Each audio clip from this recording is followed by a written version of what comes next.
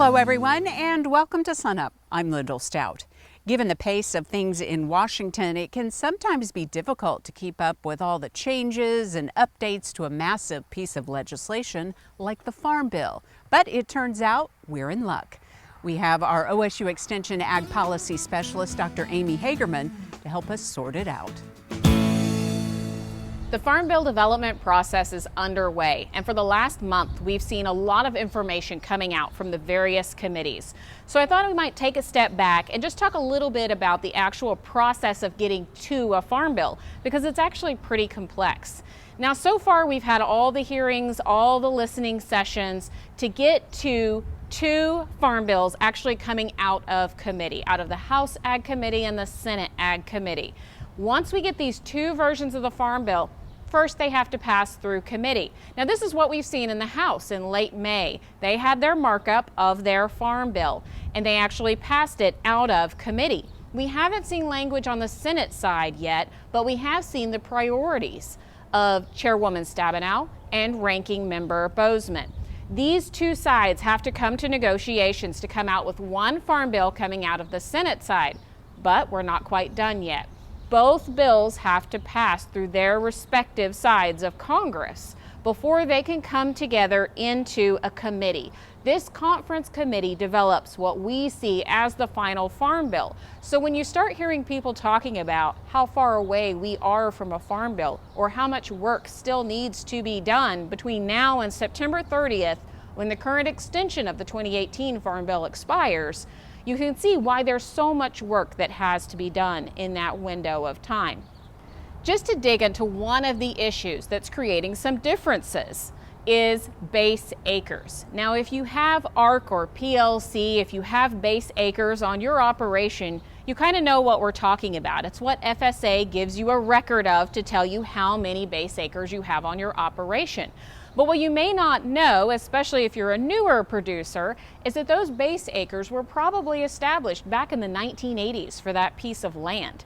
They've been updated a few times, but the last update was back in 2002. Aside from some redistribution, if you have some seed cotton acres or some reallocation. But in terms of new base acres, we haven't seen any in quite some time. This Congress is interested in creating an option to add new base acres to operations, but how they do it is where it gets some differences. So the House side, they'd like to give the opportunity to all producers to add new base acres based on their production history for their operation. Maybe you already have base acres, but you're underbased. You've got more acres in production than what you have base. Maybe you have land in crop production, but you don't have any base on it at all. This would give you the option to add that base to your operation. But this makes the Farm Bill more expensive. And this is where the differences start to come into play. How do we add base acres? Do we limit to an individual producer, to the kind of producer? Do new and beginning producers get base acres versus any producer? What range did that producer become new and beginning? Is it in the last 10 years, the last 20 years, since the 1990s? These differences have to be worked out before we can get to a final Farm Bill, and cost will matter in this Farm Bill. Most of the conversations are around where do we find money to pay for any changes in programs, and how do we reduce cost for the Farm Bill overall. So as these things develop, we'll be talking more about some of the different changes. But for right now, we're watching the Senate Ag Committee to see when we get a Farm Bill.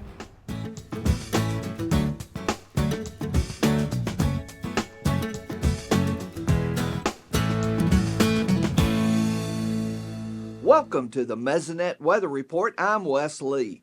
Last week brought the state some much-needed rain. It came to us from a combination of a fairly strong cold front and the remnants of Hurricane Beryl. All areas saw rain, and some drought-correcting amounts were seen in many regions. Along with the cold front came some very pleasant temperatures for a change. You can see on this graph that on July 4th, temperatures started dropping and stayed below normal for about a week. To show how welcome and rare cooler than normal temperatures have been for quite a while, look at this chart.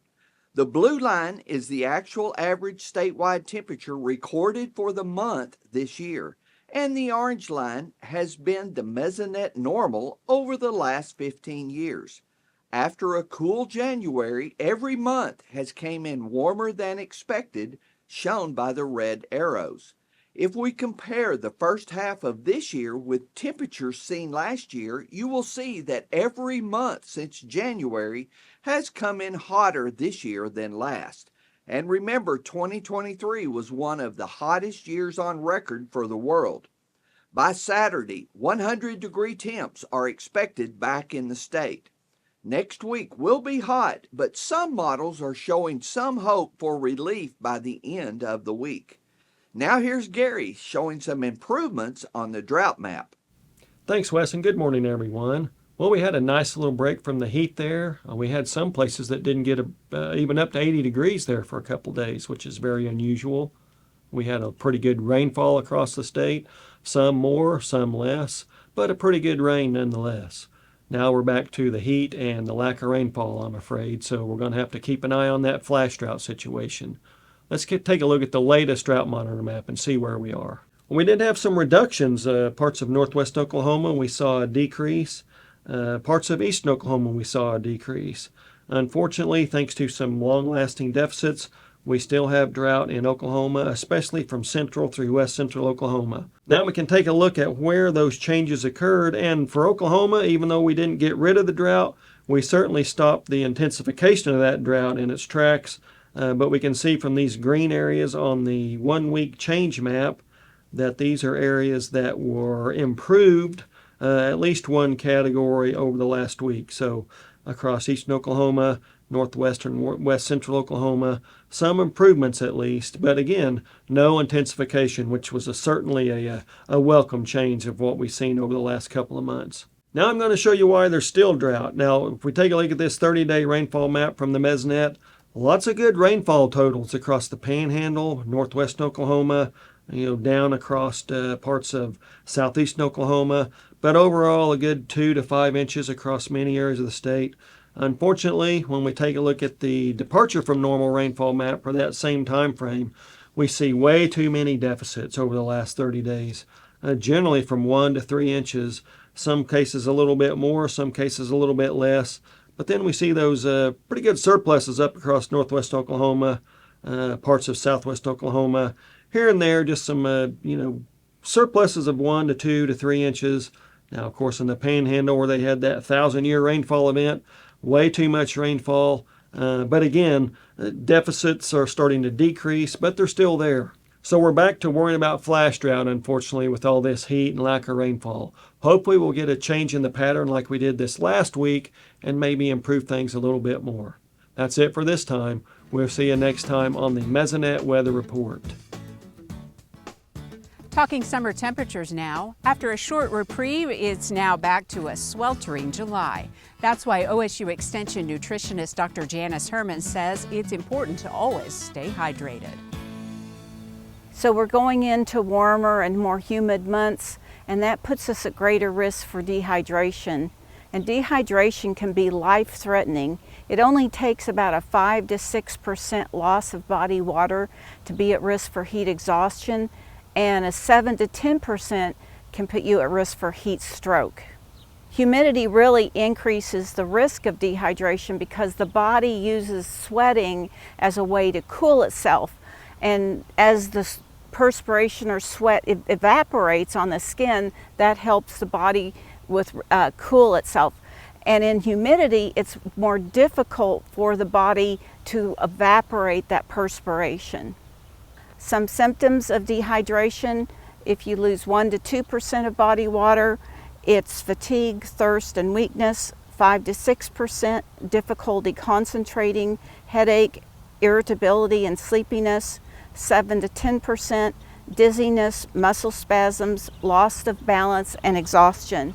People especially at risk are young children and older adults. In older adults, our thirst mechanism declines as we age, so you may not feel thirsty. And actually, thirst lags behind your need for water. So if you're thirsty, you're already needing water. And young children are often too busy and playing to worry about taking a break and drinking water. The dietary reference intake for water is 3.7 liters per day for males and 2.7 liters per day for females, but we do get about 20% of that from foods. So if you take that out, it really comes down to about 13 cups per day for males and about 9 cups per day for females. Looking at the types of beverages, if you're out and being active for about less than an hour or so, then plain cool water is fine and it's rapidly absorbed. Longer times outside, and particularly if you have heavy sweating, so if you're really exerting yourself and you really have heavy sweating, then it may be beneficial to look at some type of a sports beverage with some electrolytes, particularly sodium. In extreme endurance activity greater than 3 hours can really put someone at risk for low blood sodium levels. People often wonder about caffeinated beverages or alcohol, and when they looked at setting the dietary reference intake for fluid intake, they did consider that even though caffeinated beverages have a diuretic effect, in the big scope of things, they still can contribute to fluid intake as long as caffeine intake is below 400 milligrams per day as established by the dietary guidelines for Americans. However, alcohol is extremely diuretic and it also causes hormonal changes that increase fluid loss, so alcohol is not a good choice for fluid replacement. So when you're out or planning to be out, it's important to think ahead. You want to be drinking fluids not only during being outside or after, but also before. So consuming some fluids before you go out, maybe periodically every 15-20 minutes as you're out, and then after you're out to regain any weight loss due to fluid loss. An easy way to look at that is to weigh yourself before you go out and exert yourself and after. And you want to consume at least 2 cups of fluids for every pound lost, because that's lost as water. For more information about nutrition and water guidelines, you can go to the SUNUP website.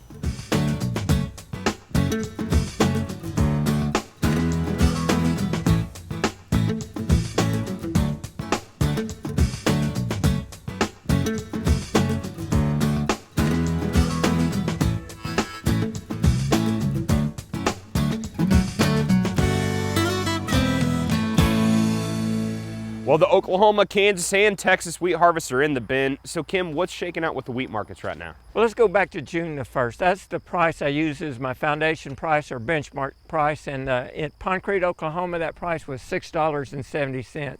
Since June 1, we've seen that price fall $1.45 down to around $5.25.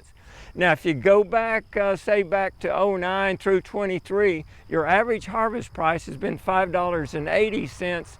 And the average price move in June, July, and August, the harvest month, has been $1.80.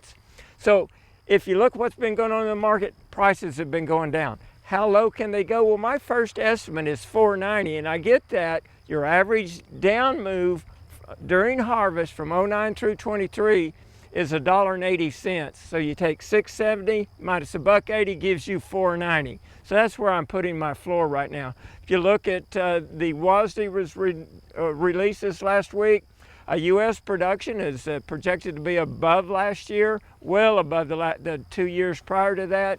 It's a little above average, but about average. Ending stocks, they're below average, and the stocks to use ratio are about average.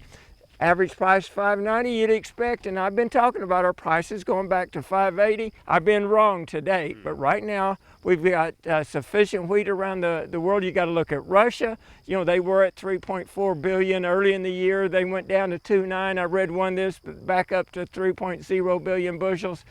Really don't know what's going on there, but right now it looks like we got adequate wheat and probably below average prices. Yeah, as we can see, corn's coming along. Harvest is probably here in about a month or so. So what's going on in the corn market? Well, you look at corn, really all your grains, you've got prices going down. We've lost about 85 cents on corn prices over the last month and a half. We're down to forward contract now for 24 delivery around $3.90. Again, that's at Pond Creek, Oklahoma. Average corn harvest price, 09 through 23, is $4.80. You look at the WASDE and the production, both the world is right at a record corn crop. U.S. is above average crop. Ending stocks above average for the U.S., about average for the world. Stocks to use ratios, the world is below average, U.S. above average. You'd expect below average prices on corn, and that's what we got. Right now, forward contract down around $3.90. I would think they'd be a little higher than that, but we're going to have to wait and see. Well, soybean harvest is right after corn, so are soybeans faring any better than corn prices right now? All year crop prices have been going down. We've lost $1.55 on the soybean prices in the last month and a half. You've got them down now around 10 or below $10 a bushel. They were up at $11.55. Average soybean harvest price, 09 through 23, $10.80. Look at those WASDE numbers. The world is a record production, U.S., almost record, but not quite. You look at the ending stocks, both U.S. and the world above average. The stocks to use ratios naturally above average. If you look at our ending stocks number and our stocks to use numbers, you can go back to 2017 was about where they were then, and our soybean price in the U.S. averaged $9.47. So we could have soybean prices moving on down a little bit. We'll just have to wait and see what that's going on there. But right now there's pressure on wheat, corn, and bean prices. Is cotton same story? You look at cotton, those prices have also been declining. You go back a couple months, we were up around 85 cents on that ICE contract. We're now down in the low 70s. And I think what's happened there, your production estimates have increased, your stocks to use ratios are increased. They're the average, the world's slightly below average, but the U.S. is equal or above average. So you'd expect lower cotton prices, but your average cotton price on that ICE is around 76, and we're below average now. So you could expect cotton prices to come a little bit, but just like everything else, it's a wait and see deal. All righty, thanks, Kim. Dr. Kim Anderson, grain marketing specialist here at Oklahoma State University. The state's 2024 wheat harvest is now in the books. Here's a look at the statewide averages courtesy of the Oklahoma Wheat Commission.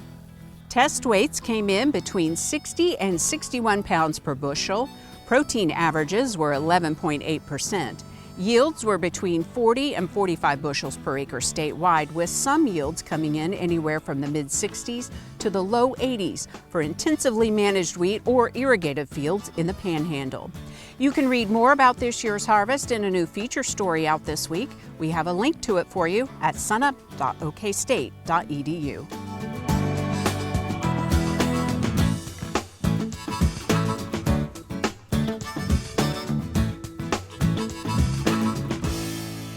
It's time to check in on the livestock markets with our livestock marketing specialist, Dr. Derrell Peel. So, Derrell, how would you assess the first half of the cattle markets so far? Yeah, you know, so far this year, I think things have played out pretty much as we expected. And I guess maybe the major signal we see at this point in time is that we've got record cattle prices. So as we ended up June, both feeder and fed cattle prices are at record levels. In fact, late this last week, we sold some fed cattle in the northern plains for $2 a pound or $200 a hundredweight. So obviously a new record there. So, so in general, things are playing out pretty much as expected. I know, talking to you for the past couple of months, there was an expectation that beef production would likely slow down, but that's kind of not the case, right?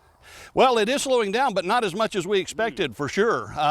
In fact, beef production so far this year is down about 1.6%. And if you break that down into fed and non-fed, so fed beef is steer and heifer slaughter, and that's the place where we're getting some surprises because carcass weights have been substantially higher. We did not see a seasonal decline in carcass weights for steers and heifers. So they've been running 30 to 35 pounds heavier than a year ago. And fed beef production then is actually up slightly, a little bit less than 1%. Cow slaughter is down about 14 to 15%. And so, the non-fed beef part of beef production is down, and that accounts for all of the decrease that we see so far this year. And how are pasture and range conditions looking? We're getting pretty close to the middle part of the summer. Yeah, you know, so far they've been pretty good. We've had generally good conditions. However, drought conditions have started to expand in the last couple of drought monitors. Now, you know, just in the last few days, we've had some rains in Oklahoma. We've had the aftermath of Hurricane Beryl.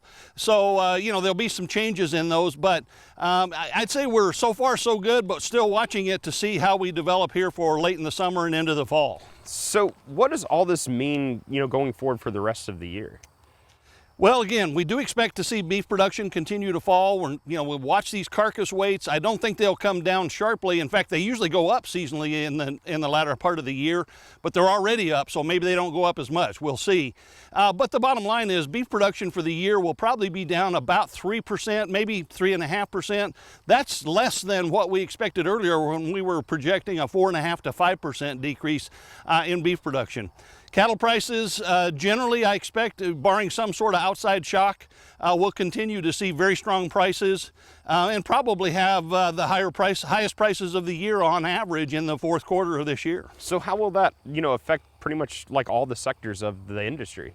Well, again, this market really is oriented towards the cow-calf producers, right? So we're short on cows. We're trying to incentivize cow-calf production. We aren't seeing any indications of herd rebuilding at this point in time, but the market will keep offering those incentives. So calf prices will be high. Cow-calf producers have the potential here for record profits going forward. Now, the rest of the sectors, it depends a little bit on your margin situation, right? So high-priced calves means that stocker producers are paying a lot for their inputs, and that may squeeze their stocker margin. Same thing is true for the feedlots. Even though corn prices have come down and feedlot cost of gain has come down, the high price of feeder cattle will probably, squeeze those feedlot margins a little bit. So it just depends on who you are and kind of your individual situation, but certainly the market is really favoring the cow-calf sector right now. All right, thanks, Derrell. Dr. Derrell Peel, Livestock Marketing Specialist here at Oklahoma State University.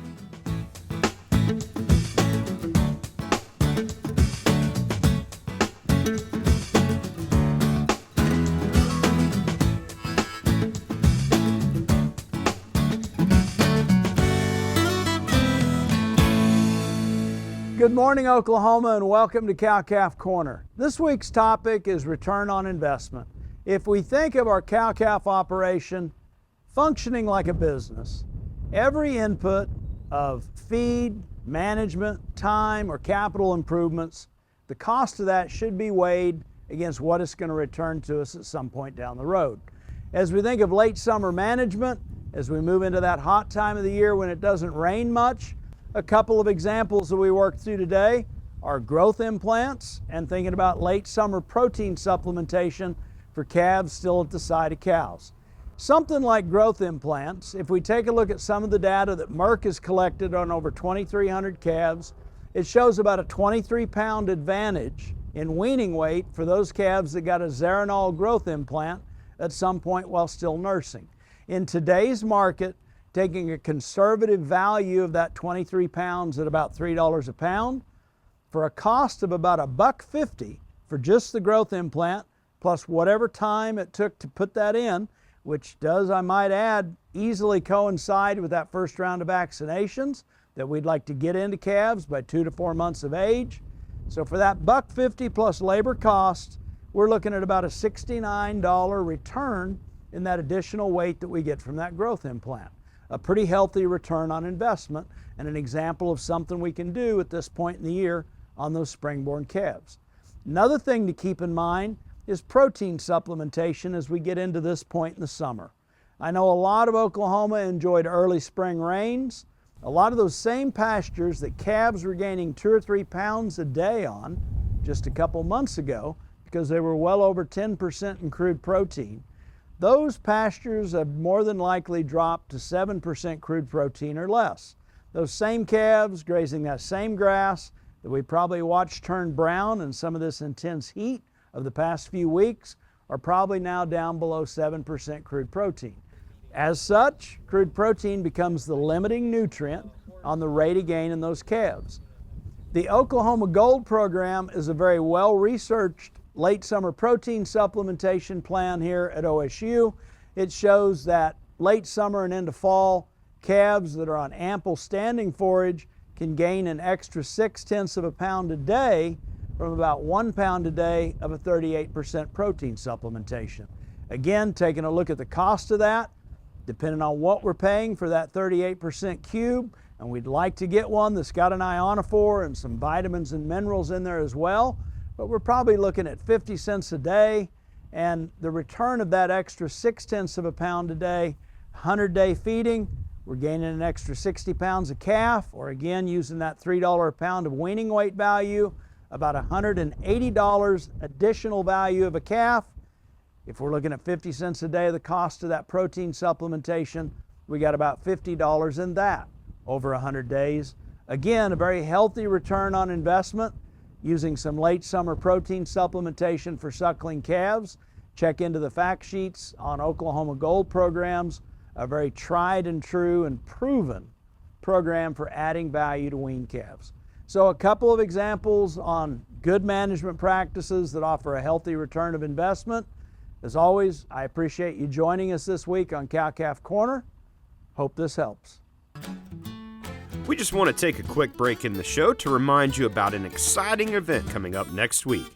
OSU Extension's Growing Hops and Grapes in Oklahoma Field Day will be this coming Friday at the Cimarron Valley Research Station in Perkins. The event will be from 8:30 in the morning all the way until 11:30 that night. So come and learn about what it takes to grow grapes and hops in Oklahoma. If you'd like some more information about this event, just go to sunup.okstate.edu. That'll do it for our show this week. A reminder, you can see us anytime on our website and stream us anytime on our YouTube channel. I'm Lyndall Stout. Have a great week, everyone, and remember, Oklahoma agriculture starts at sunup.